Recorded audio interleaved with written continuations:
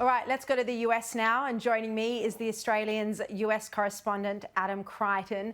Adam, thank you so much for joining me. Look, Donald Trump's landmark hush money trial, it's heard from his former lawyer, Michael Cohen. But according to some polls, this trial isn't turning off voters.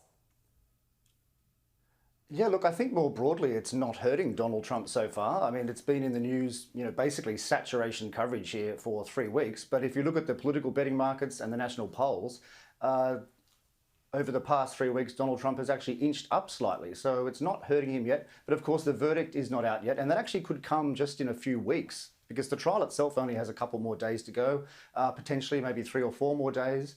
Michael Cohen was the last witness. And that of course, is except if Trump himself decides to testify next year. But there could be a guilty verdict. Maybe that will have a big impact on Trump, but so far it's not. Yeah, and next week, I think you mean, the former president is reportedly ahead in 5 of the 6 key swing states.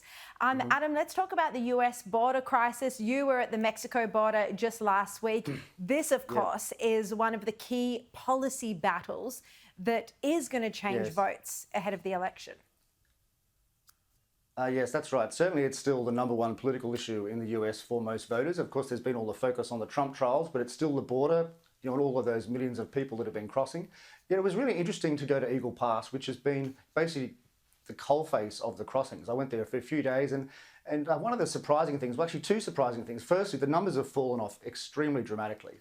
So there's been a big drop, and most of the locals aren't actually quite sure why. So that's part of the mystery.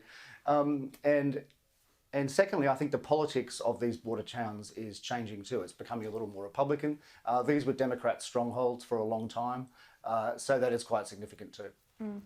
Look, we're also hearing about this surprise decision where the US House of Reps will buy 2 nuclear-class submarines next year.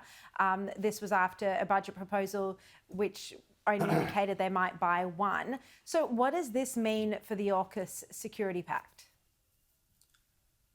Well, it's actually quite good news. I mean, back in February and March, there were quite a few scary headlines that were basically saying the US government wasn't going to buy as many submarines as we first thought. And of course, that would have been bad for AUKUS because we're meant to get 3 starting from 2032. But the Congress has basically pushed back against that and said, no, we're going to buy 2 this year and 2 next year and 2 after that. So basically, it's pretty good news for Australia. And there's still a lot more subs that need to be built yet, but we're on a better track now. Yeah. Are there still concerns about some in the Republican Party not actually supporting, not actually the AUKUS agreement as such, but the provision of nuclear submarines to Australia? Yeah, look, I think that's fair to say. It's true. I mean, it all depends on who's president in 2030, 2031, because then the president at the time has to say that selling these 3 subs to Australia will not hurt the US Navy.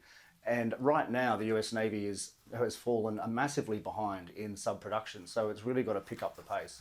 Yeah, all right. Adam Creighton, thank you so much for joining us live from Washington, where, of course, it's very early in the morning, and we appreciate his time.